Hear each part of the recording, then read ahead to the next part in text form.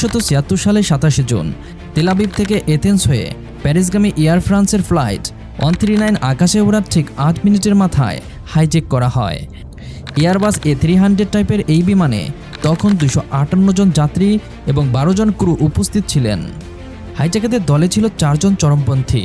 তাদের নেতৃত্ব দিচ্ছিল জার্মানির রেভলিউশনারি সেলস এর 2 সদস্য উইলফ্রিড বোস এবং ব্রিজেট কুলম্যান, আর তাদের সাথে ছিল popular front of the liberation of Palestine এর 2 প্যালেস্টাইনি সদস্য। বিমানের পাইলট ক্যাপ্টেন মিশেল বাকোকে বাধ্য করা হয় কোর্স পরিবর্তন করে লিবিয়ার বেনগাজিতে নিয়ে যেতে। সেখানে 7 ঘন্টা ধরে রিফুয়েলিং করার পর বিমানটি রাতারাতি পাড়ি জমায় উগান্ডার রাজধানী কাম্পালার এন্টেবে আন্তর্জাতিক বিমানবন্দরে। উগান্ডার তৎকালীন সেনাশাসক প্রেসিডেন্ট ইদি আমিন কেবল তাদের অবতরণের অনুমতি দেননি, বরং উগান্ডা সেনাবাহিনীর 100-এরও বেশি প্যারা কমান্ডো পাঠিয়ে টার্মিনাল ভবনটি ঘিরে ফেলে হাইজ্যাকারদের পূর্ণ নিরাপত্তা প্রদান করেন।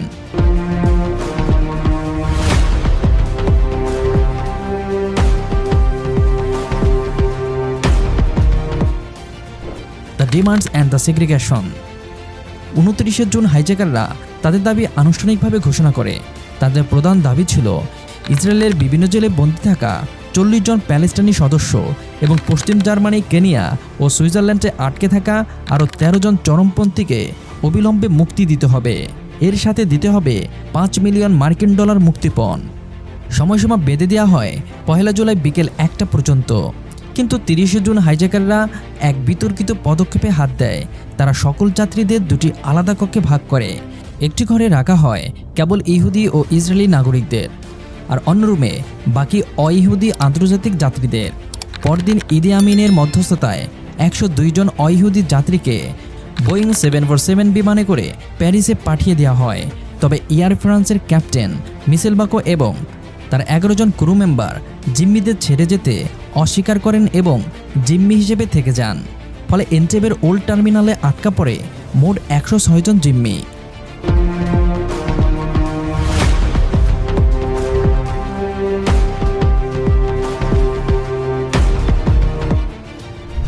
ডিপ ইন্টেলিজেন্স গ্যাদারিং বা মোসাদের মূল চাবিকাঠি।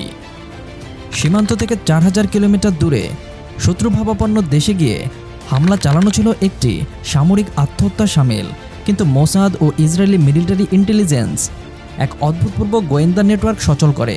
প্রথম তথ্যসূত্র, প্যারিসে ফিরে আসা মুক্তিপ্রাপ্ত 94 জন যাত্রীকে মোসাদের ইন্টেলিজেন্স অফিসাররা একটানা জিজ্ঞাসাবাদ করেন। সেখান থেকে তারা জানতে পারেন টার্মিনালের কোন কোণে কতজন হাইজ্যাকার ডিউটি দিচ্ছে, তারা কোন মডেলের অস্ত্র, AK-47 এবং প্র্যাক তৈরির পিস্তল ব্যবহার করছেন এবং জিম্মিদের রাখা টেবিল চেয়ারের সুনির্দিষ্ট লেআউট কেমন। সোলেল বনে কনস্ট্রাকশন নকশা। মোসাদ জানতে পারে 1990-এর দশকে উগান্ডার যে এন্টেবে এয়ারপোর্ট নির্মিত হয়েছিল তার ওল্ড টার্মিনাল ভবনের ঠিকাদার ছিল ইসরায়েলের এক বিখ্যাত নির্মিত প্রতিষ্ঠান। টার্মিনালের সুনির্দিষ্ট ব্লুপ্রিন্ট বের করে আনেন। সেই ব্লুপ্রিন্ট দেখে ইসরায়েলি ডিফেন্স ফোর্সের ঘাঁটিতে রাতারাতি কাঠ ও ক্যানভাস দিয়ে এন্টেবে টার্মিনালের হুবহু একটি 1x1 আকারের ডামি মডেল তৈরি করে কমান্ডোদের ট্রেনিং শুরু হয়। তৃতীয় তথ্যসূত্র, কেনিয়ার গোপন সাহায্য। দীর্ঘ দূরত্বর কারণে বিমানের ফুয়েল নিয়ে বিশাল সমস্যা তৈরি হয়। কেনিয়ার সাথে উগান্ডার সামরিক উত্তেজনা চলছিল। মোসাদ কেনিয়ার প্রেসিডেন্ট জুমো কেনিয়াতাকে রাজি করায়।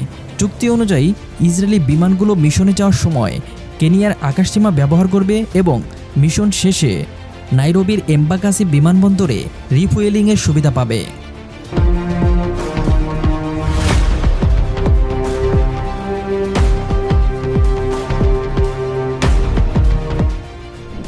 অপারেশন থান্ডারবোল্ট বা কৌশলগত প্ল্যান ও টেক অফ। ইসরায়েলের প্রধানমন্ত্রী ইস্তাক রবিন এবং প্রতিমন্ত্রী শিমন পেরেশে 4 জুলাই অপারেশন অনুমোদন করেন। মিশনের নাম দেওয়া হয় অপারেশন থান্ডারবোল্ট এবং পরবর্তীতে এর নাম দেওয়া হয় অপারেশন ইয়োনাটান। বিকেল 3:30 4টি ইসরায়েলি বিমান বাহিনীর C-130 হারকিউলিস ট্রান্সপোর্ট এয়ারক্রাফট এবং 2টি বোয়িং 707, যার একটি ছিল ভাসমান ফিল্ড হাসপাতাল এবং অন্যটি এয়ারবোর্ন কমান্ডো সেন্টার। উগান্ডান ও মিশরীয় রাডার এড়াতে বিমানগুলো লোহিত সাগরের উপর দিয়ে মাটি থেকে মাত্র 100 ফুট উঁচুতে রেডিও সাইলেন্স বজায় রেখে দীর্ঘ 2500 মাইল পাড়ি দেয়। রাত 11:01 প্রথম C-130 বিমানটি এন্টেমে বিমানবন্দরের রানওয়ের লাইট ছাড়াই সাইড ল্যান্ডিং করে।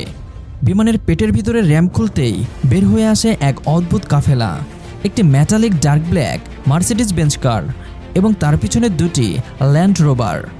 মোসাদের কাউন্টার ইন্টেলিজেন্স টিম জানতে পেরেছিল ইদি আমিন প্রায়ই কালো মার্সিডিজে চড়ে এই রুটে আসেন। প্ল্যান ছিল ওগান্ডান গার্ডদের বিভ্রান্ত করে সরাসরি টার্মিনাল ভবনের সামনে পৌঁছানো।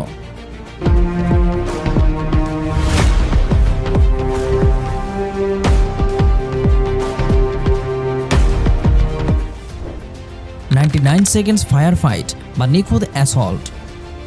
কিন্তু রানওয়ের শেষ চেকপোর্টে বিপত্তি ঘটে।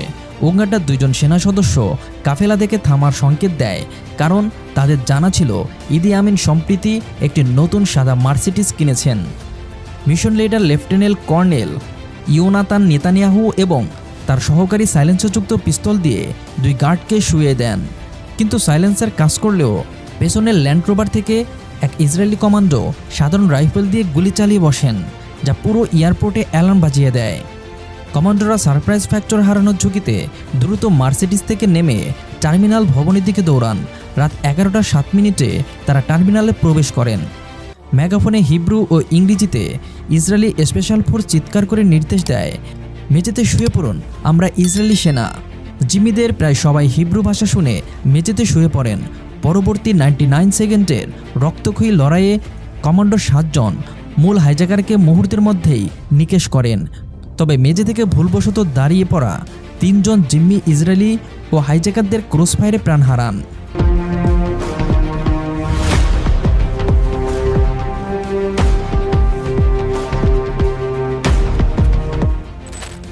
Scrapping Uganda and destroying the MiG fleet.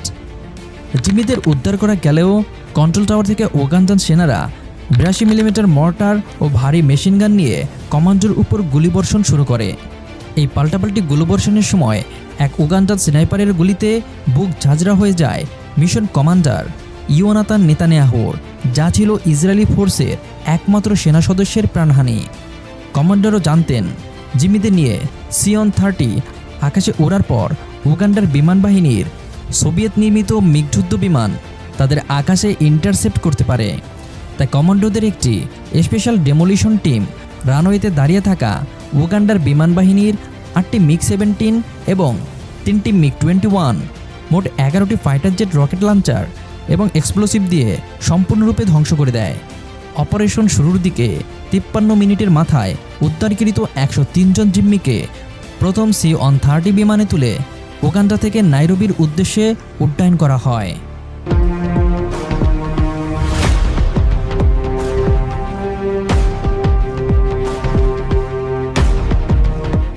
Legacy and military tactics. Operation Entebbe কেবল একটি সাফল্য ছিল না, এটি global counter terrorism military doctrine পুরোপুরি পরিবর্তন করে দিয়েছিল। একটি সার্বভৌম দেশ থেকে 4000 কিলোমিটার দূরে গিয়ে মাত্র 1 ঘন্টার অপারেশন পরিচালনা করে একটি পুরো এয়ারবেস স্তব্ধ করে দেওয়া এমন সামরিক ও গোয়েন্দা অপারেশনের নজির ইতিহাসে বিরল। এই মিশনের মূল লক্ষ্য ছিল নিখুঁত ইন্টেলিজেন্স ডেটা ক্রপ, রাজনৈতিক দৃঢ়তা এবং মাত্র কয়েক সেকেন্ডের নিখুঁত সময়জ্ঞানের সমন্বয় ঘটাতে পারলে বিশ্বের যে কোনো কঠিন বা অসম্ভব মিশন সফল করা সম্ভব। ভিডিওটি ভালো লাগলে চ্যানেলটি সাবস্ক্রাইব করার অনুরোধ থাকবে। বিদায় নিচ্ছি আজকের এই ভিডিও থেকে। দেখা হবে পরবর্তী ভিডিওতে। আল্লাহ হাফেজ।